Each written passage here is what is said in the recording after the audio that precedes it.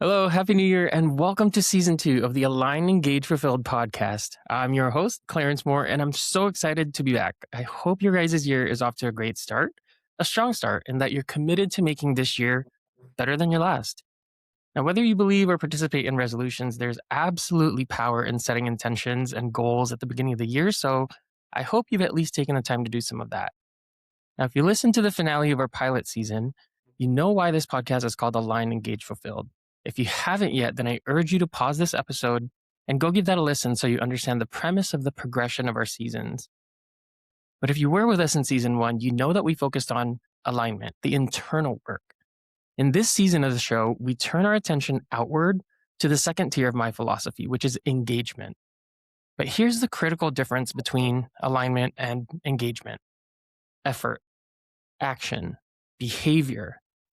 Now, one of our guests who'll join us later this season, Casey Devine, said something to me recently that sums this up perfectly. He said, I can be aligned with a company's mission statement, but do absolutely nothing to contribute to it because I'm not engaged with it.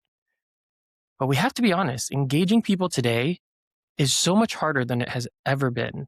We're leading through political polarization, a mental health crisis, an AI revolution, and the most complex generational mix in history.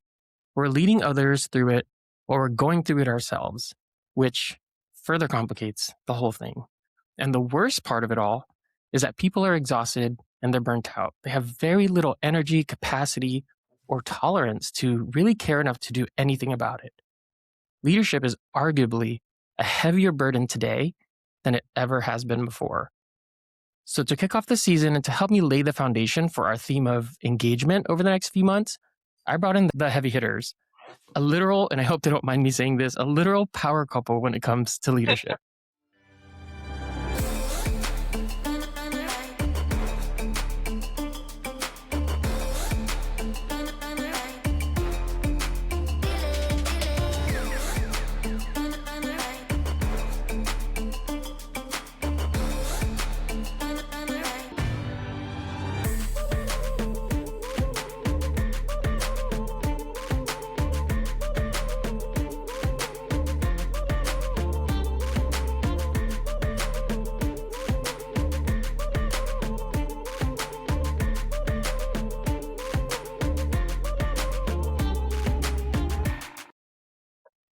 Joining us today is Dr. Lisa Gates, who was my professor and department chair of the leadership program at San Diego State University. She's an expert in critical pedagogy, empathy, and power dynamics. She's known in the industry as a fierce and fearless facilitator. She's a multi-award-winning educator who literally wrote the playbook.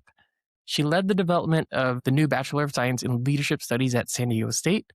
She's an expert in organizational power, gender communication, and social justice. And she currently serves as a core faculty for the Institute for Dialogue and Social Justice. Joining us as well as our second guest is her husband, Dr. John Gates, partner emeritus at Avion Consulting and the co-author of How Leaders Improve and the 5 Coaching Conversations. He brings with him decades of experience coaching executives from middle management to the C-suite. Together, and this is what I love about this conversation, what I'm excited to jump into, they bridge the gap between high-level theory and the gritty reality of the corporate border. Today in this episode, we're going to ask the big question. Has leadership simply evolved, or is it in crisis? And how do we engage a workforce that is fundamentally different than it was 5 years ago? John, Lisa, welcome to the show, and thank you guys for being here to kick off our second season. Thank you so much, Clarence. Happy to be here. So before we dive into things, I do want to premise this conversation by acknowledging 2 things. First, both Lisa and John have experience as educators in the classroom and as coaches in the boardroom, but for the sake of this conversation, I'm going to direct academia questions to Lisa and corporate questions to John, although you're both welcome to chime in either capacity. Second, there are a multitude of critical topics that we can discuss in the realm of leadership development in 2026 and the changes that we're facing. We'll do our absolute best to challenge as many as we can and to inspire ideas and thoughts within this episode, but we'll no doubt touch just a very small piece of a much, much larger, complicated pie. But don't you worry, because we will continue to explore these themes and the nuances of the topics throughout the season. All right, Lisa, I do want to start with you. When I was your student at San Diego State, which wasn't too long ago, we studied leadership theories that to me felt more stable, though maybe already a bit rocky at the time. But the last 5 years have really been a pressure cooker. We had a global pandemic, political turmoil, economic whiplash, remote versus office work, and life changing technological advancement with the introduction or proliferation of AI. We used to talk about change management more as a project that occurred in organizations, but now change feels like it really is just the baseline state of existence. Mhm. From your academic perspective, looking at the arc of the last 2 decades, what's the single best or single biggest fundamental shift that determines what leadership means? Are the old textbooks obsolete or do the classics still hold up in all of this chaos? Yeah, that is a big question. And I think, we'll start with the classics. I think if we could show you our shelf, we've got some of the oldies but goodies over here about, Stodville's Handbook of Leadership, where we Mm, can find a lot of those theories that we talked about when you were, in the leadership studies program. I think they hold up, but I think they so if we go back in time, I think there was a more direct application to the way yes. things work. So Mm, we could more seamlessly draw the line from theory to practice because I think there was an assumption about subordination, right? People willing mm, to do the work, right? yeah. Without speaking about some of the things that you raised at the beginning of the introduction here, things like mental health, things like, DEI, things like AI, right? The things that have been disruptive, but were needed, right? It's almost like an opening to kind of how things actually have been that we kept down and I don't know, we're afraid to talk about, just weren't capable of talking about, right? So these things have come into that conversation because leadership fundamentally requires us to be in the presence of others. Yes. Okay, so now we can't look away from these things, right? Well, we can. People can still choose to look away and draw that line kind of more directly from theory to practice. Mm, But I think we would be missing something fundamental. And so, with the divide essentially between theory and practice, that, kind of the chasm, we have to be a little bit more creative and like we talked about agile in our yes. application of leadership thinking, right? So, I don't think we should throw out, the last several decades of leadership theorizing. I think what we need to do is be more critical about looking at what they're leaving out. And then Mm, how do we, bridge that gap? And there's lots of research actually that's happening to do that. It's actually been here for a long time, right? The research on mental health, the research on, individual empowerment or our own personal agency. As somebody who has written about power, I'm very mindful that the students in front of me actually have power that they may not realize. And so, an mm, invitation to bring that into the conversation and to take a more critical approach to leadership theorizing is really what we're doing right now. mm, So, I think that's one way to bridge that gap.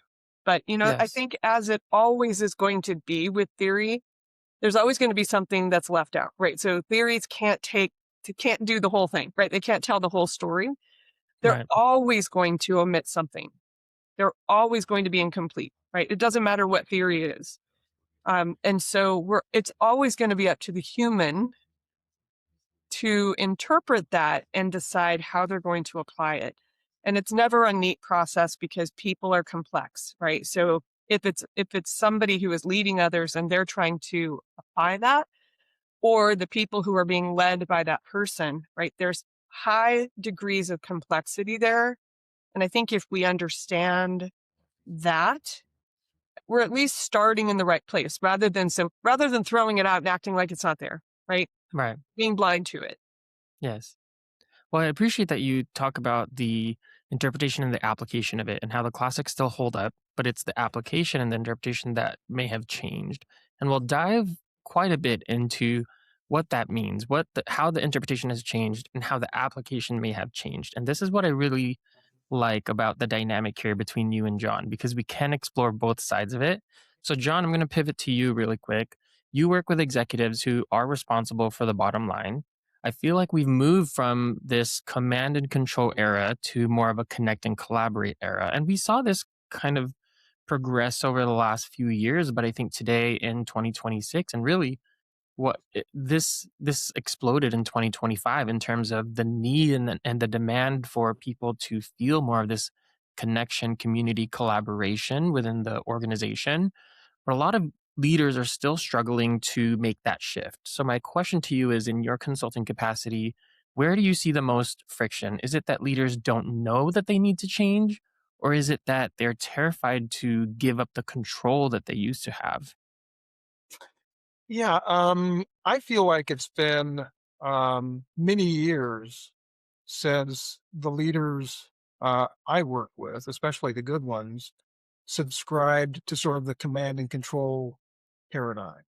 Hmm. Um, I think, at the outset of this conversation, Clarence, you talked about the importance of being intentional about goals, particularly at the start Hmm. of the year.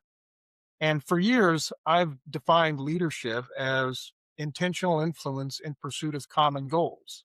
Hmm. So, an ineffective leader can try to tell people, look, here's the structure, and you're subordinate to me, and I'm telling you that I need you to do this, and that's good enough reason to do it.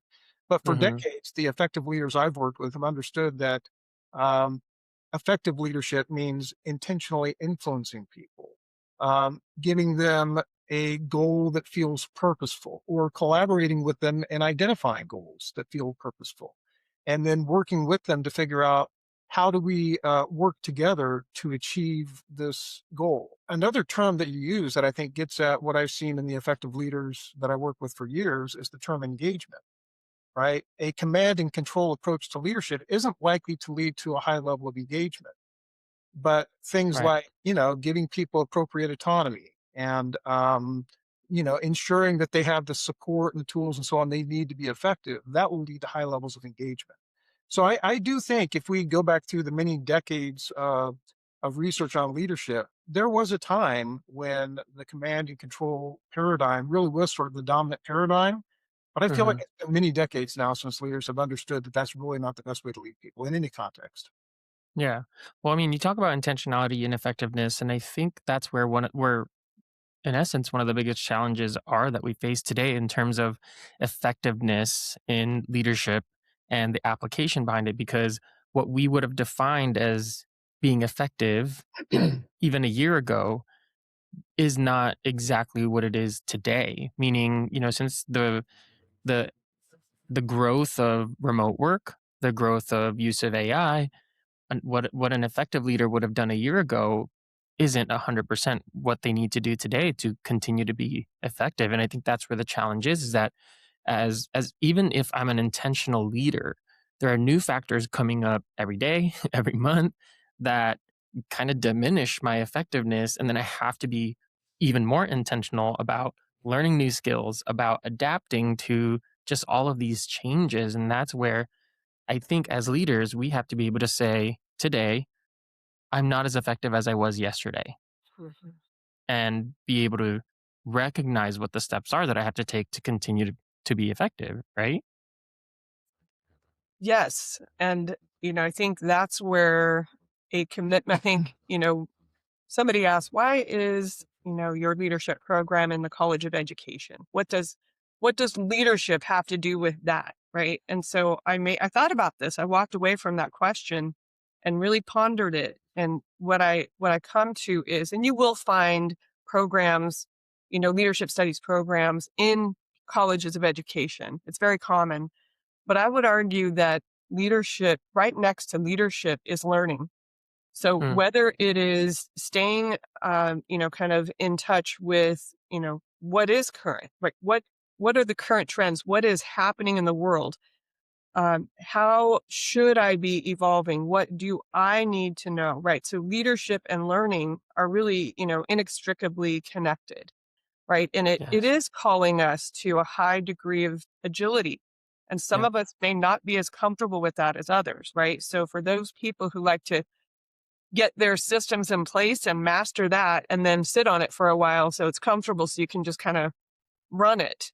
Right? Yes. Yeah. So, like, it seems like, once you establish a system, you start critiquing it.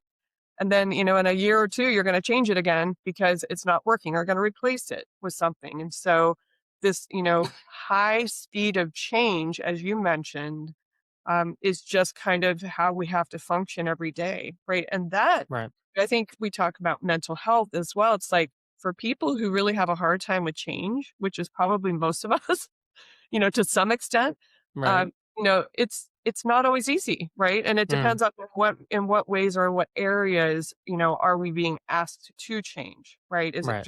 Is it just from a technology standpoint? Is it from a now I've got people who are reporting to me who are experiencing a mental health crisis. How do I respond to that? How far do I go into the helping realm? Right. Right. And so Yeah. be able to hold people accountable to the work that we actually have to get done. Yeah. So there's a constant negotiation of how to respond to that. And those are pretty high level skills. Yes. Well, I think like as you were sharing that, what came to mind was being a lifelong learner, and I think that if you asked a leader maybe a year, 2 or 3 years ago, what the top 5 leadership skills are that people need to have, they would have said self awareness, they would have said emotional intelligence, they would have said communication, which are all still true. But I think today at the top of that list has to be a mindset of being a lifelong learner and understanding that, again, as we mentioned, every day things are changing and you have to be able to adapt.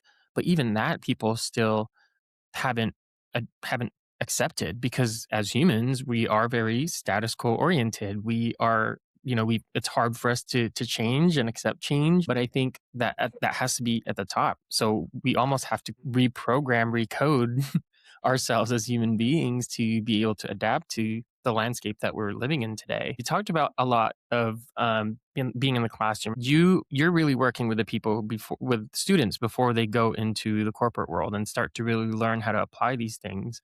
So I want to take us back to the classroom for a moment.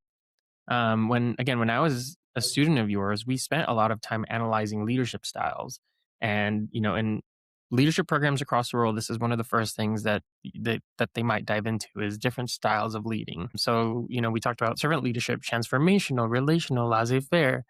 The academic answer has always been, we were taught that there is no right way. There's no right or wrong way, and that it is situational.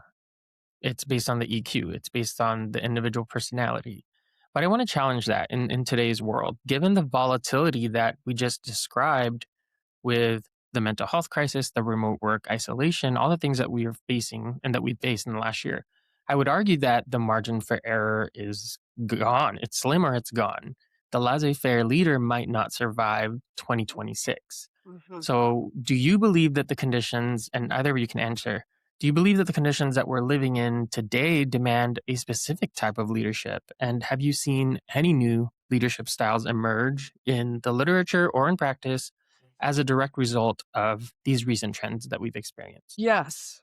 So, there's a whole body of research on educational leadership, and that literature is not necessarily woven into kind of popular press approaches, right? We do see a large focus on relationships, and like in the work of Brene Brown, the idea of being vulnerable, like showing up as a Mm, real person. A leader is not somebody who's got these special secret powers that make them somehow so much better than someone else. mm, So the authenticity, the kind of the vulnerability, the like we get to see, we take kind of like if it's Oz, we pull the curtain back, we see that the leader is just a person who is now in this role, right? And so they aren't shielded necessarily by these ideas of specialness necessarily. Um, John can speak to that in the real world, but um, a lot of this research, I mean, it's hard to say it's either classroom or real world because a lot of this is written by people who are out there doing the stuff in the real world, and so we mm, do try to keep our focus even in the classroom on how it's applied, right, in real contexts.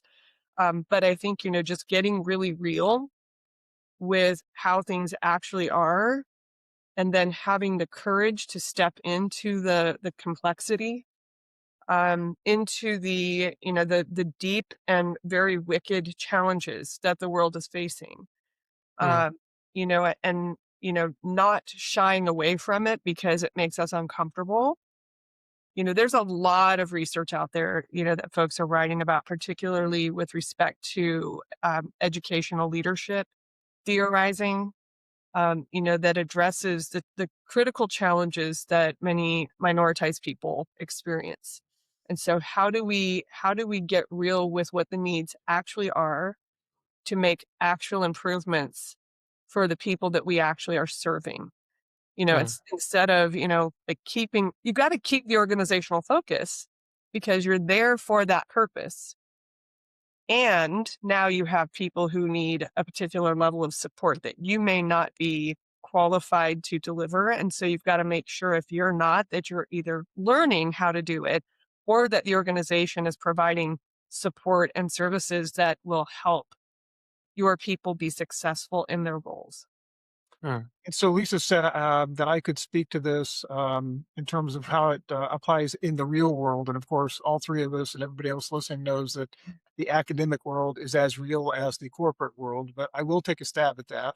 Uh, Clarence, I think your question was, um, the question of whether this idea that there are different leadership styles and that the effective leader needs to be able to adapt their style, if that mhm. still applies in today's context, or whether today's context really calls for a particular style of leadership. Did I understand the question right? Yes, correct. Yep, correct.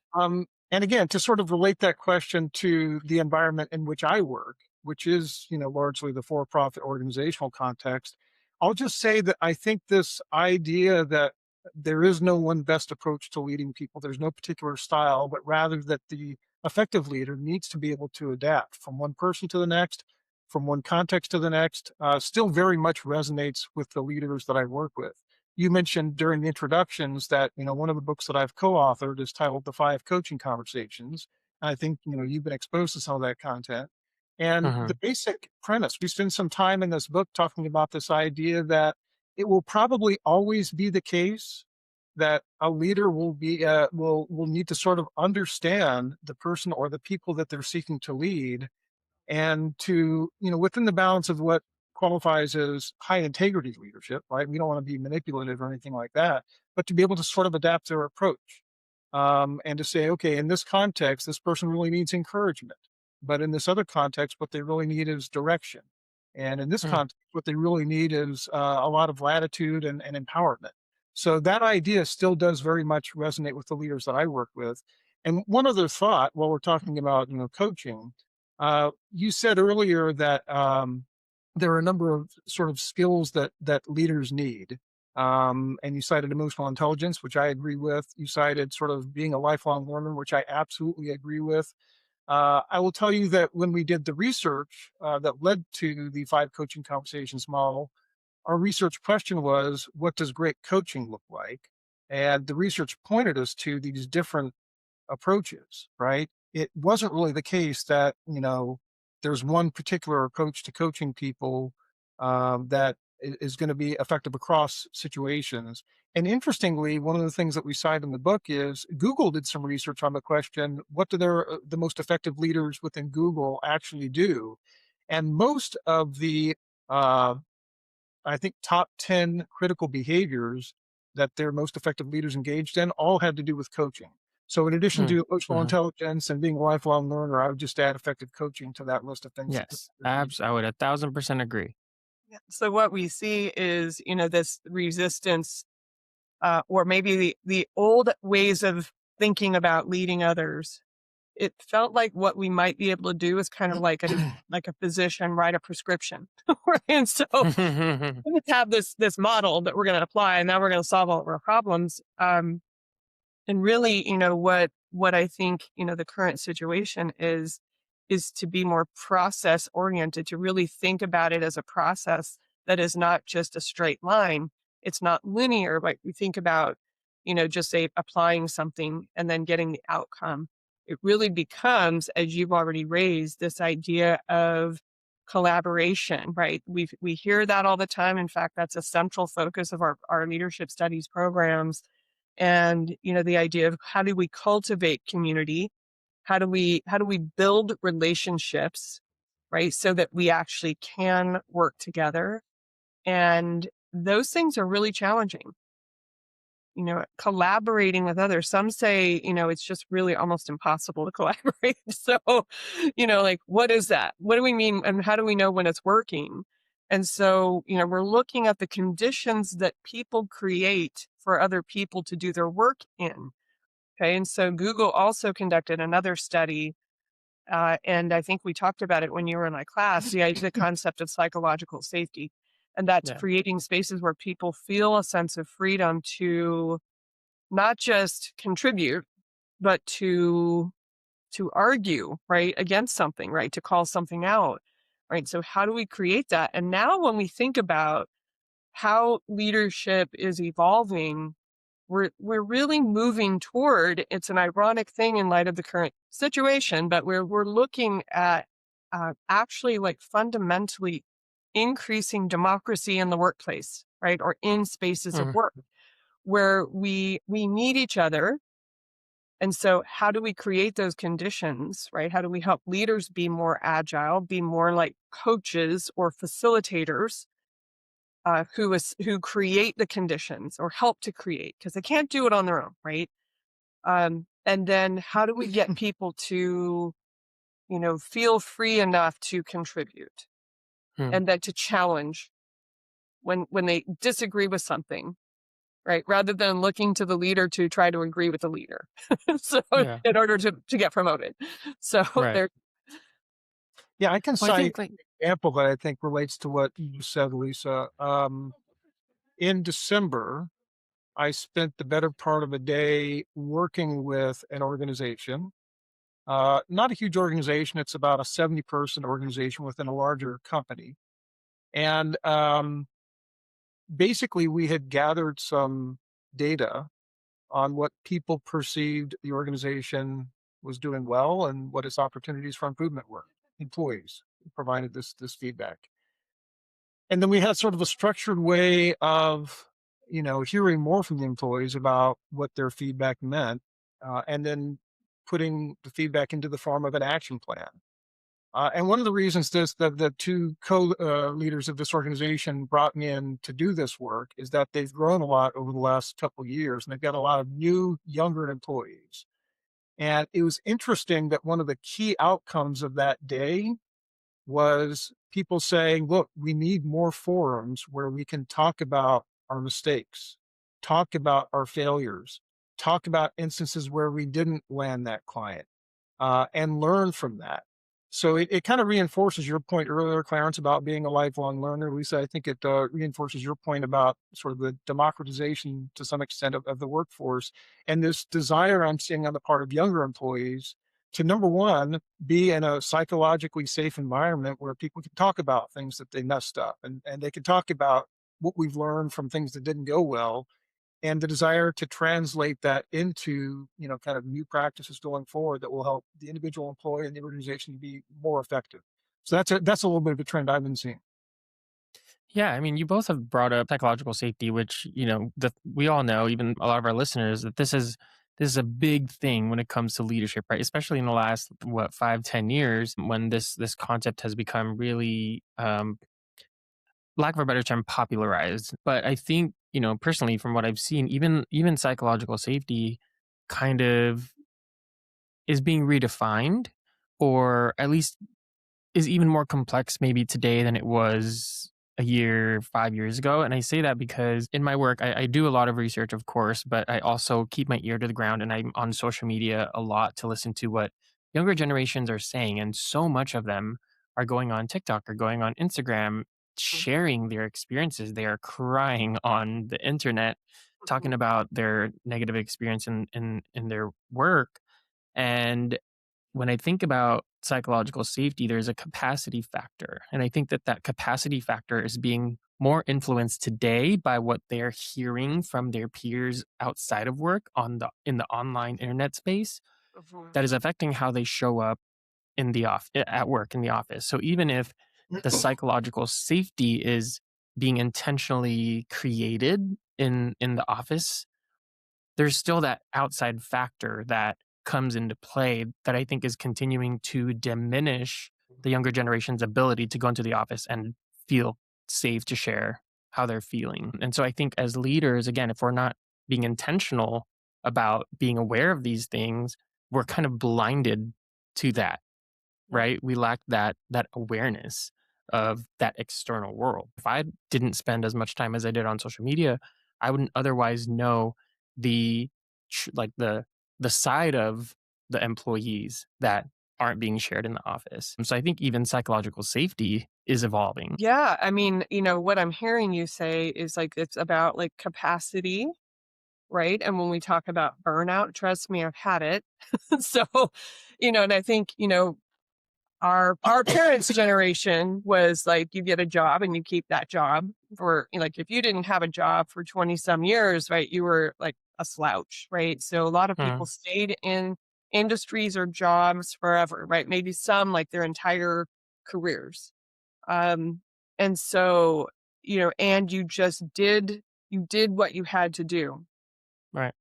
And then our generation, I mean, we've been a little more pliable, a little more flexible, but, I think we still borrow from that generation where I adopted early on when I was in my graduate program, a no excuses philosophy. Like, you will do it and you will get it done to the A plus level, no excuses, right? Now, you think about that and living that out over the course of a lifetime or a career, and that is punishing and that is a recipe for burnout. We just had, a young couple over this last weekend, and they were talking about their experience. They're like, they talked about our generation being like the last pension generation.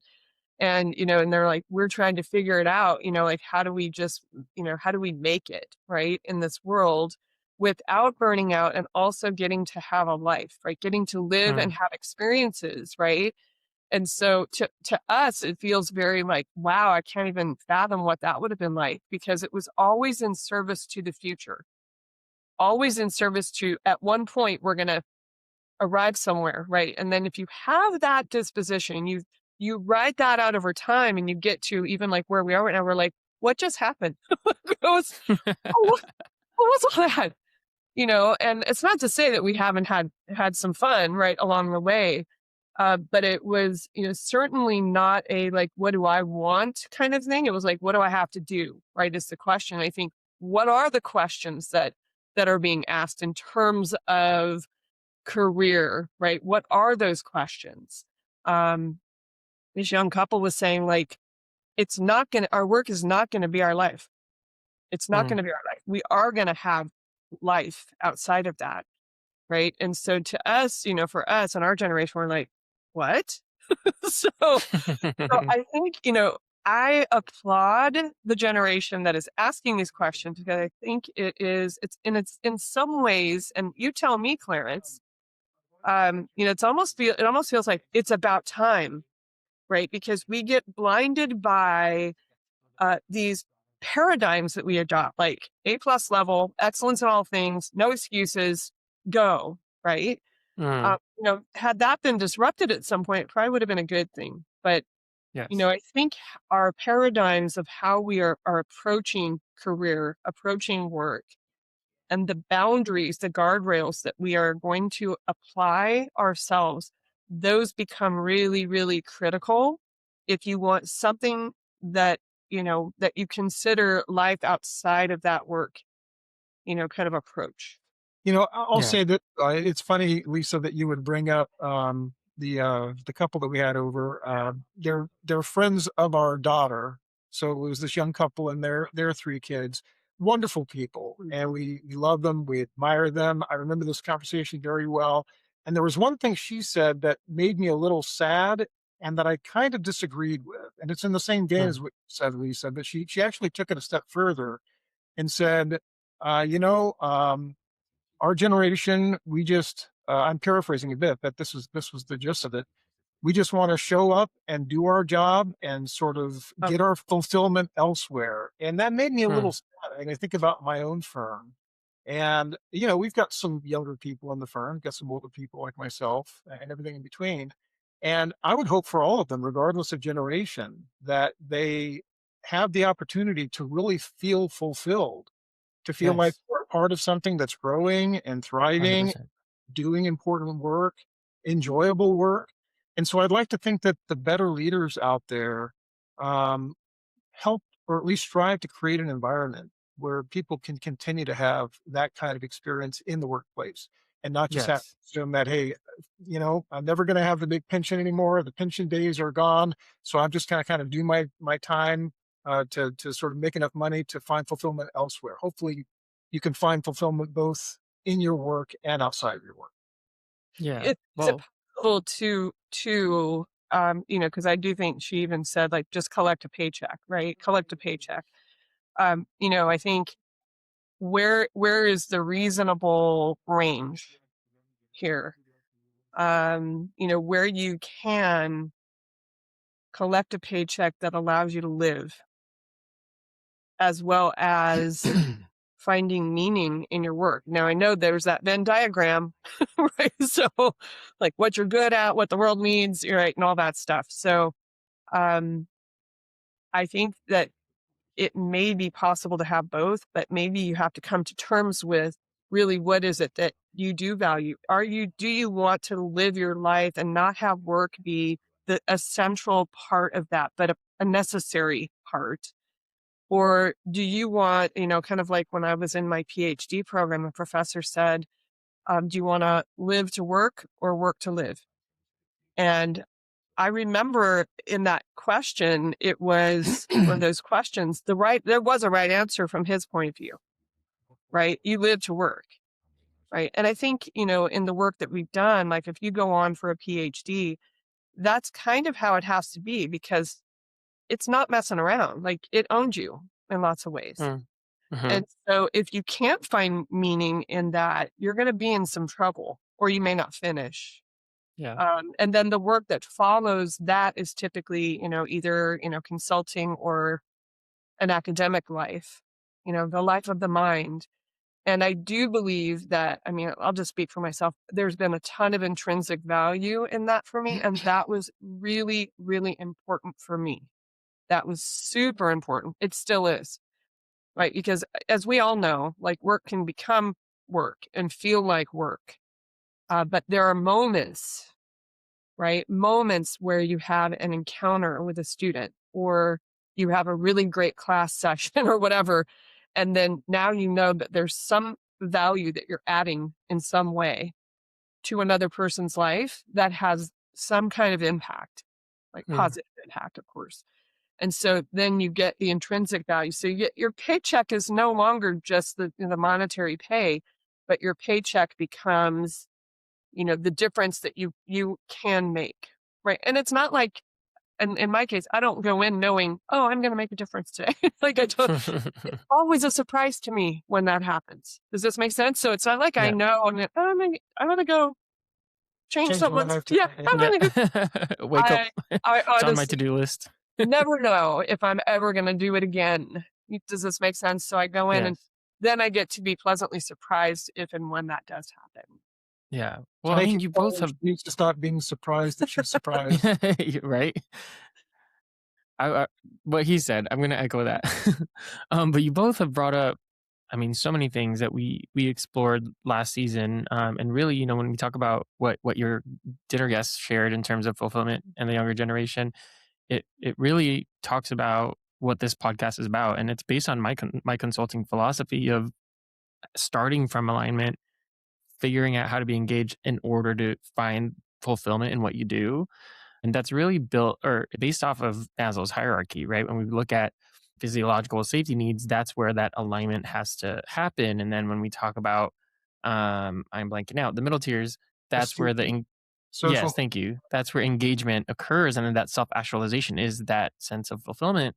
And, much of my work is also derived from Adler. And one of the things that he talks about is that as human beings, we have this innate need to contribute, to be part of something, to be part of a community. And I don't think that that has or will change because that is coded in us. I think the problem is that, more so the younger generations, but we're seeing it across all four generations. We're just seeing this mass commisery um, in the world, and that's telling us we no longer want to find fulfillment in the same ways that we used to. But I think what we're missing is that it's the systems that are the problem. Where, for the last how many decades, we focus more on optimizing for broken systems Mhm. rather than Mm. changing systems themselves. And this is something I'm exploring a lot in my work right now is, going back to our conversation earlier about the kind of leadership that we need to today. I think it's about contrarianism and intentionally thinking or challenging the status quo to Mhm. really break down the nuances of these systems that are really just have been designed to chew us up, that have Mhm. been designed for a time that no longer exists. Mhm. But we don't have enough leaders asking those questions, challenging it, like intentionally breaking it down and rebuilding it. And I think those are the kinds of leaders that we need today. I agree. I think we do have those leaders, and I think the system is only going to produce. I mean, that's why we have unions, right, to advocate for those system changes. Oftentimes, I mean, you can ask and you can be a contrarian, and then the answer, what I have found, is going to be no. So then you have a choice. Mm, Okay, do I stay or do I find something else? Right. And so, and but what we also know, which is that a not so fun thing, is having to look for another job. Right. And so, there's that process, right? Because that's not fun either, especially right now. And so, I think there's a very real penalty to being a contrarian who's unwilling to live with the system as it is, other than creating your own organization, right? And seeing if you Yeah. could make a go of it that way, and then you being the person who crafts that system. And I think Avion is a really good example of that, right? In establishing, they were part of a different organization, and John and his partner decided they were going to create something different that would be better Hmm. for the people. And John, you can describe some of the things that you and Steve decided you were not going to do, or that you were going to build into that system to make it more equitable for the people that work for you. Well, one thing that we did, and it is in a way, I think, an example of contrarianism, is we decided from the start that we were going to structure this firm in such a way that we, as the founders, after a certain number of years, would be scaling way back in terms of our ownership of the firm and leadership of the firm, and very consciously handing ownership and leadership off to others, which our previous firm arguably didn't do that well. Um, very candidly, if all we really cared about was maximizing our financial gain as the product of having started a firm, we would have behaved very differently. But for both of us, there was a higher purpose, and that was we wanted to create something lasting, something that would outlive us, something that would continue to thrive for many years after we were no longer directly involved. So I think, you know, great leaders, and I'm not saying we are, but I'm saying we founded the firm thinking we're going to try to be. I'm sure we fail significantly every single day, but we had as an aspiration, one of our firm values is the value of practicing what we preach. And we didn't mean that in sort of a moralistic way so much as we advise our clients to do these sorts of things to be great leaders. We want to follow our own counsel and try, at least Yes. try to do the stuff like putting people before profit and so on, and trusting that if we do that, then hopefully we'll have both great people and, a thriving organization, and we'll all be making a decent living. So I think that's an example of what Lisa's talking about. And I think it does sort of fit with this idea that, sometimes it's contrarian or at least kind of paradoxical what's going to work in a given situation. Yeah. Well, okay, so I mean, you talk about great leaders, and I do think, you had that going for you. Both you and your partner were, I would assume, at least decent leaders, if not good or great leaders. And it reminded me of a conversation that I had with a friend recently. So I'm going to take a moment here to get your thoughts on this. But we were talking about this bad leadership paradox.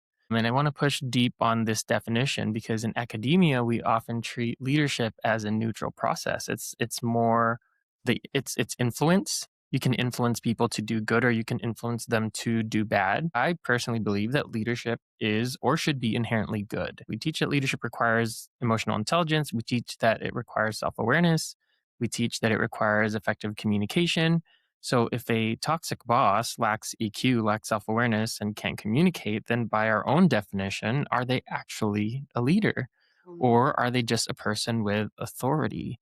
So is bad leadership an oxymoron? Should we stop dignifying toxic behavior with the title of leadership and strictly define leadership as a constructive, elevating force? I'd love to hear the academic take, Lisa, and then John, your corporate reality take. Yes. So the answer to that question is yes. And so it's something that I definitely teach. And, inevitably, the quintessential example is Hitler. It comes up every semester, Mm, right? So, if we do lay on top of leadership a moral or ethical component, or integrity, right, in any way, then we decide who is and is not a leader, right? And so by mm, that definition, by having that moral component associated with leadership, then certain people that we might name who have had great influence in some ways are not leaders. So it's definitely part of that conversation on leadership ethics. And I know Lisa said, or Clarence, you asked me to speak to the corporate answer to that, but I want to riff on something Lisa yes, said. please. Yes. Um, I certainly was heavily influenced, and I think Lisa was as well, back in graduate school by an author, James McGregor Burns. He was the one actually who, um, and among other things, sort of developed the theory of transformational versus transactional leadership.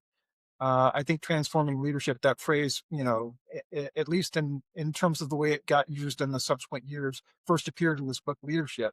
And I remember vividly in that book, he said, a leader and a tyrant are polar opposites.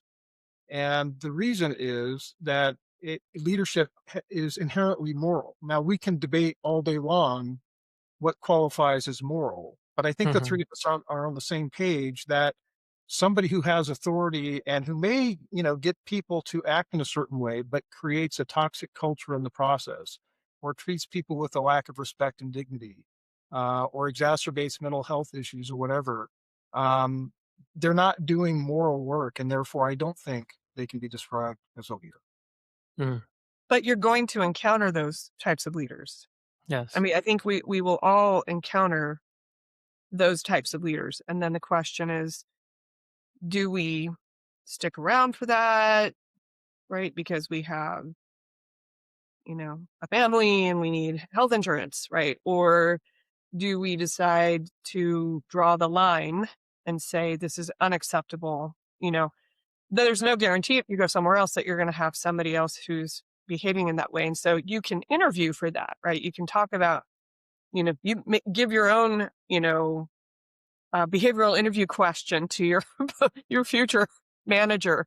Yeah. How would you react in a situation like this? And I think that should be how it is, right? I do really believe that people who are interviewing for jobs should really understand who their manager is prior to accepting that job.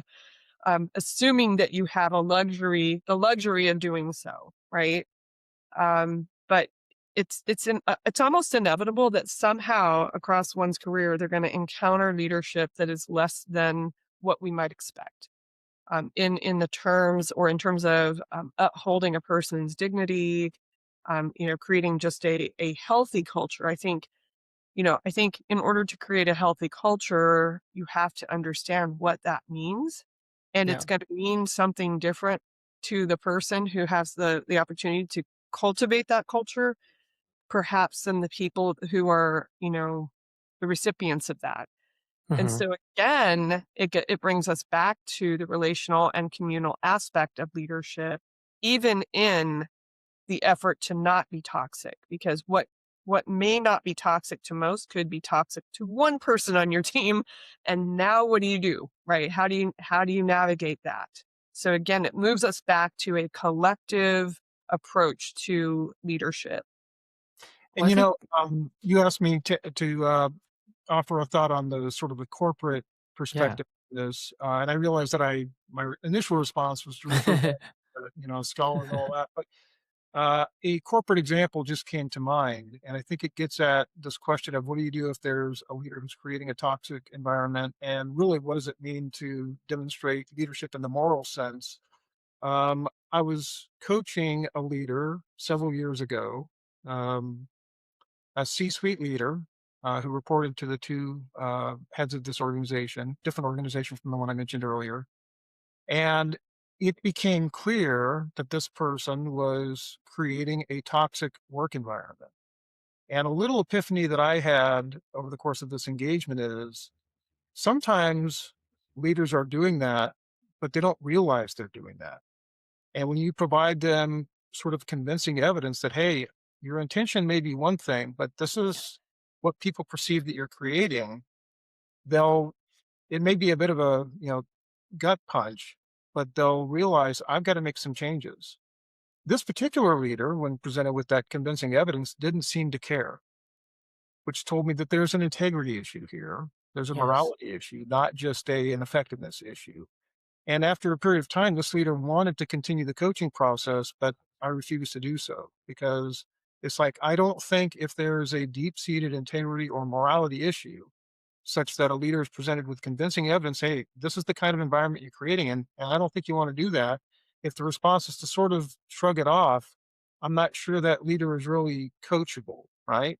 And I know that some good people left the organization, and I think they did the right thing. Lisa, it kind of gets back to your question. If you're the employee of a leader like that, what do you do? And, sometimes even though it may have significant life implications, sometimes it's like, I just need to do this for my own welfare.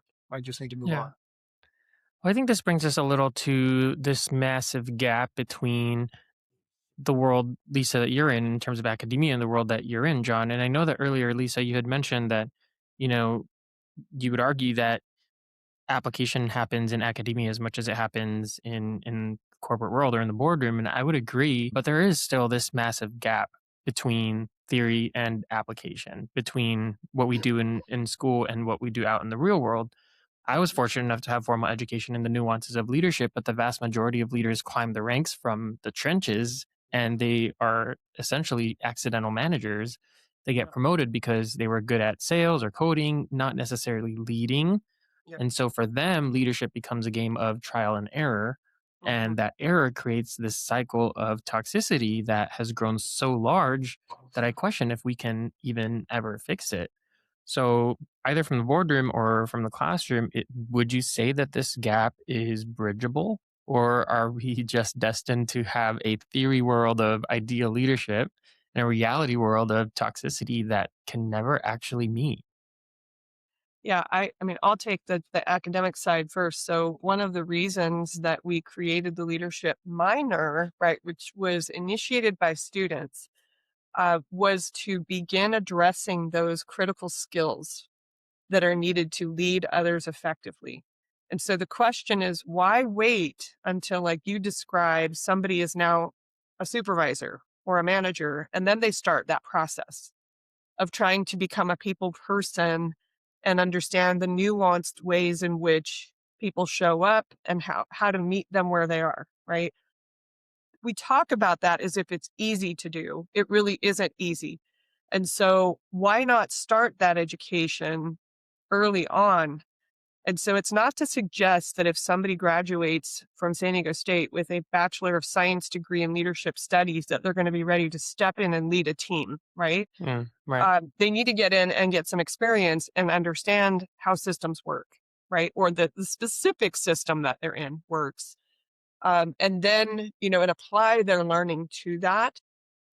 But what we're doing in training students about effective leadership and, what ethical leadership looks like is to have them cultivate a skill set that not just focuses on those executive functions, right, or soft skills, but also incorporates technology. So, like AI, right, and the application of AI. So they know how to do that and they understand how employers are using that.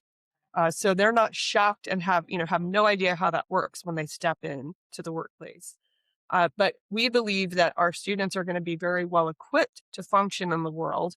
And hopefully they will apply those things and not forget particularly about the ethical dimensions of leadership, as they move forward. But I will say, it's tricky because, like in John's work and in consulting work that I've done, you walk into an organization that's mired in itself. It's mired in its systems, Yeah. practices, it's mired in its culture. And one of the value added that you bring is you're not mired in that. You get to see it with fresh eyes and you can approach it and you're helpful because you're not in it. Right. Right. And so Yes. there's an entrenchment issue within these systems that is very, very difficult to kind of lift up out of and take that kind of balcony view of. Yes. And, and I think if we create a practice of doing that, like I was thinking about this in different terms today, but I think, can we step out of our strong belief about anything, pull up and out of that and look at it objectively from multiple positions, which is Yes. kind of a ninja move, right? Right. And then come at it from a problem solution kind of perspective. Yeah. I want my students to be able to do that very thing because that's going to cultivate a lot of those executive functions, a lot of soft skills. You're going to be able to empathize, but you're going to take time to understand and learn, and then you'll be able to step in and have those conversations. If that makes Yes, sense. 100%. I call that an outsider advantage.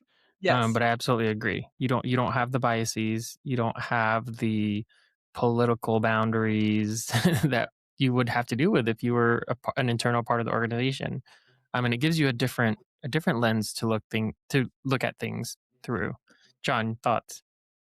Yeah, so I think your question was, can we bridge the gap between leadership Yeah. theory and practice? And I think the best way I can answer that is to refer to the other book that I co-authored, Before Five Coaching Conversations. It was titled "How Leaders Improve," and in on page one, and this was a part of the book that I was responsible for. Uh, I make the statement, one of my lifelong goals as a leadership development consultant has been to not write a book, and the reason was there are just millions of books out there on leadership, and I didn't want to be that guy that just wrote another book just for the sake of writing a book and getting it out there. But a question seemed to be unanswered in the literature. There are a million books on some version of the question, what makes a leader good or great? There's practically nothing on the question, how does a leader actually get better? How do they actually Mm. improve? And even less on that question that's based on actual, research. So that was the question that we asked. And in a way, it's trying to bridge the gap between leadership and practice in the sense that, leaders will go through leadership training programs on topics like situational leadership. And the idea seems to be, well, we're exposing them to this theory and we're teaching it to them and we're having them practice using these skills and so on. And then it's sort of go forth and conquer. And we're really not addressing the question, are they actually getting better? So we identified a group of leaders who, at least based on the perceptions of the people that are leading, improved dramatically and identified insights into how to sort of bridge that gap between the theory and the actual practice and the actual effective practice of these leadership skills. And one of the things that we found to be true of the leaders who improved significantly is that they were ripe for improvement. It didn't really have to do with the validity of the theory or the effectiveness of the teaching or anything like that. It was like, are you in a place in your career where you're ripe for development? Mm. It almost gets back to who is the author of the book Start with Why? Simon Sinek. Simon Sinek. Before diving into the what, right? Here's what you need to work on, or the how. Here's how you need to work on it.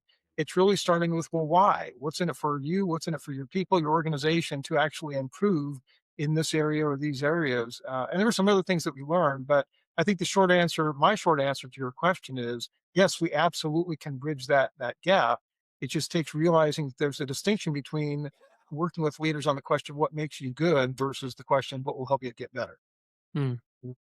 I love that. I think that's powerful. There's so much I want to say on that, but we've got about 10 minutes before I have to let you go because I do want to be respectful of your time.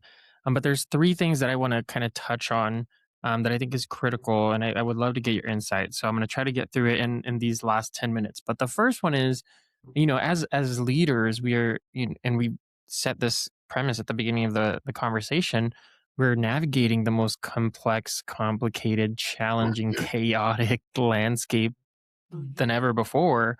And one of those factors is this four generation soup that now exists in the workplace. And we currently have this unique situation. Those four distinct generations in the workforce. We have boomers delaying retirement either by choice or otherwise.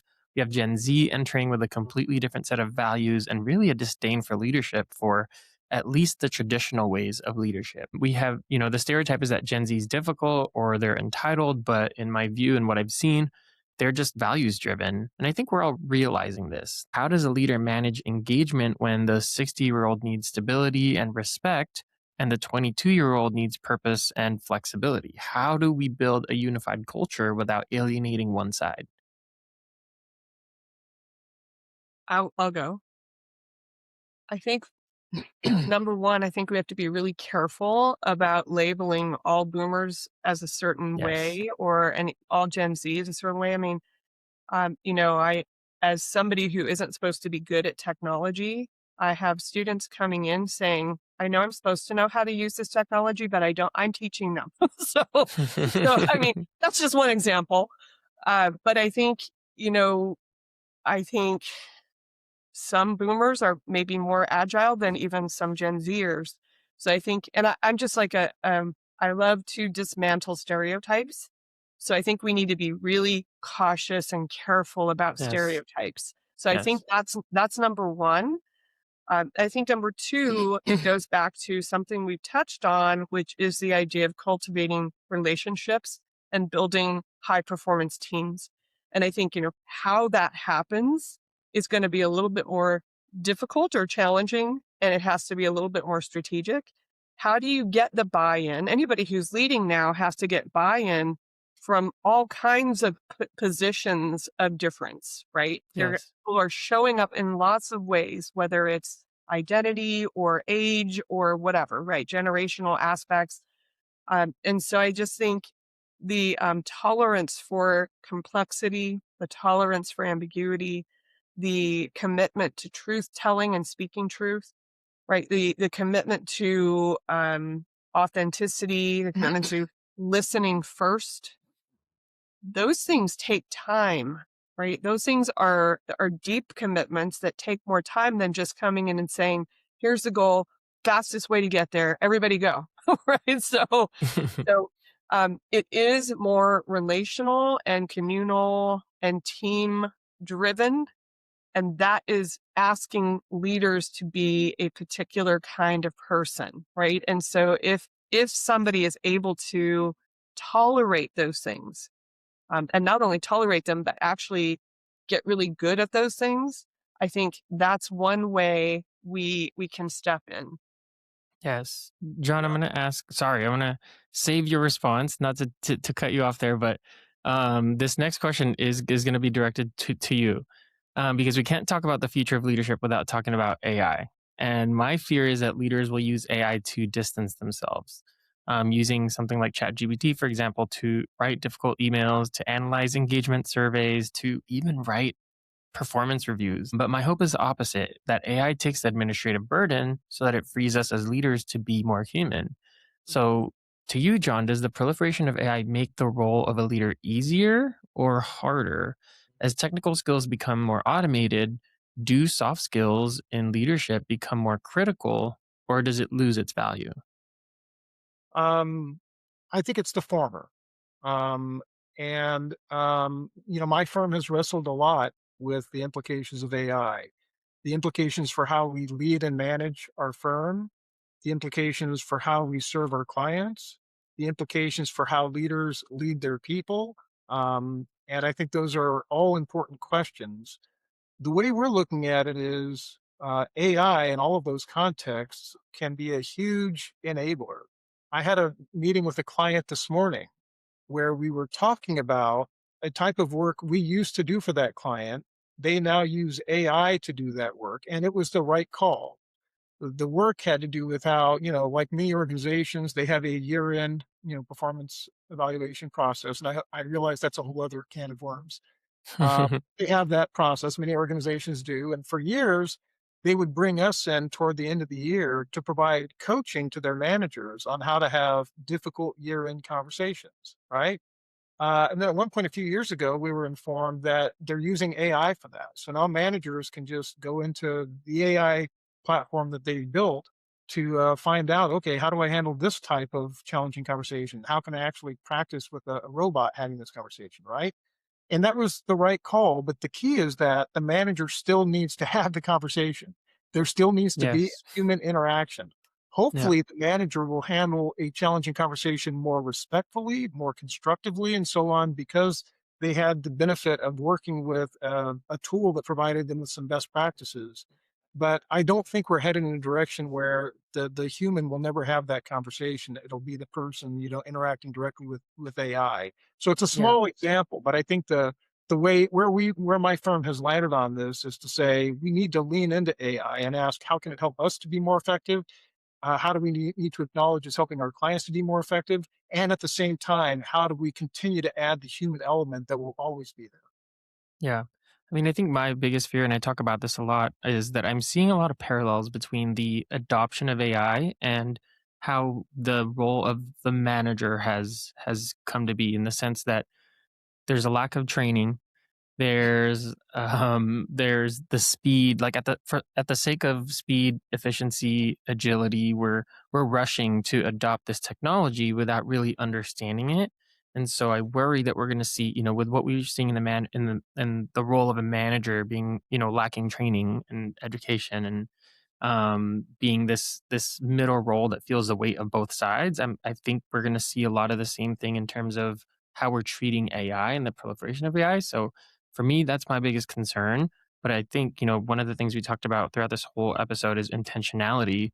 And I think that absolutely has to come into play. We have about a minute. I do want to ask, because we talked a lot about coaching, John, and you shared that, for you, that's one of the most critical skills that a leader needs to have.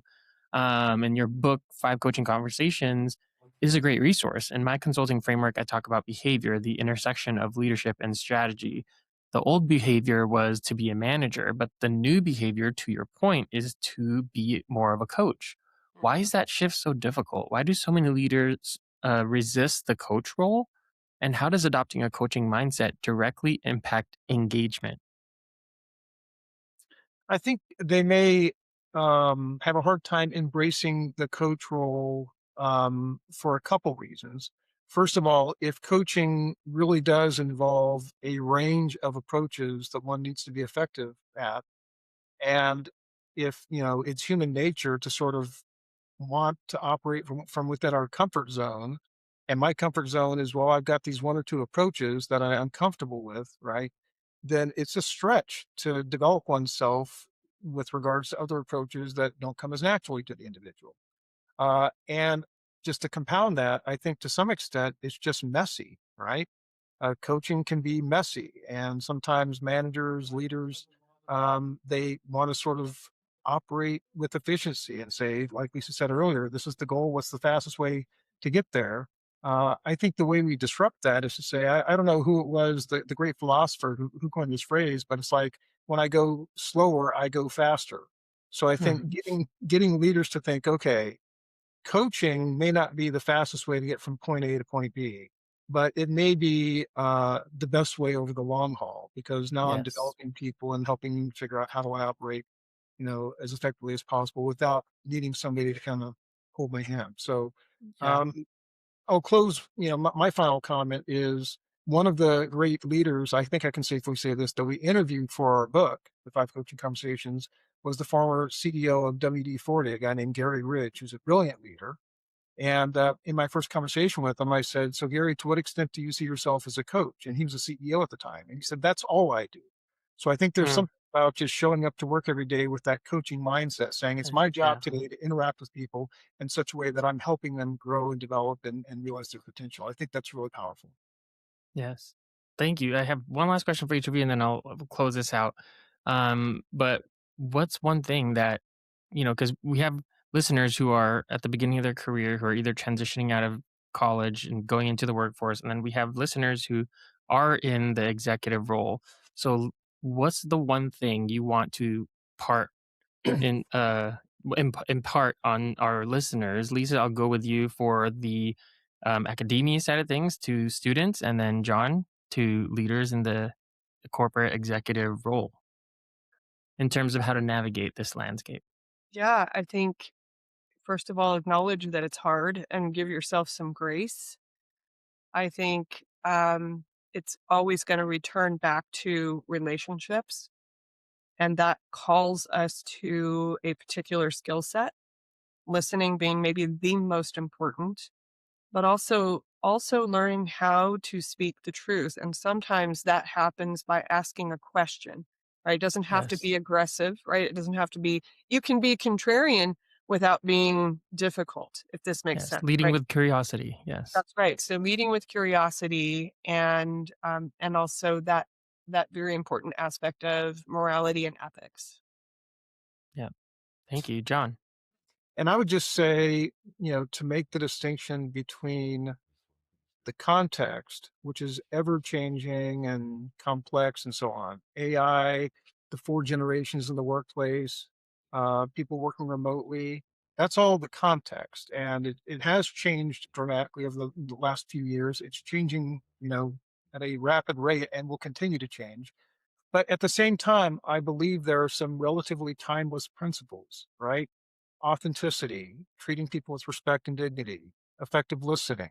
Um, and so I think a key is figuring out how do I continue to embrace these timeless principles and use them in an ever changing, complicated context. Mm. Well, that I couldn't have said it better myself. So thank you both for your time today. This has been such an invigorating, thought-provoking conversation. And again, I feel like we've barely scratched the surface, and there's so much I would love to pick your brains on. But we're out of time. So I do want to say on behalf of our listeners, thank you so much to both of you for being here today and sharing your insights. John, Lisa, thank you so much for being here. Thank you, Clarence. It was a Thanks, pleasure. Clarence. What a pleasure.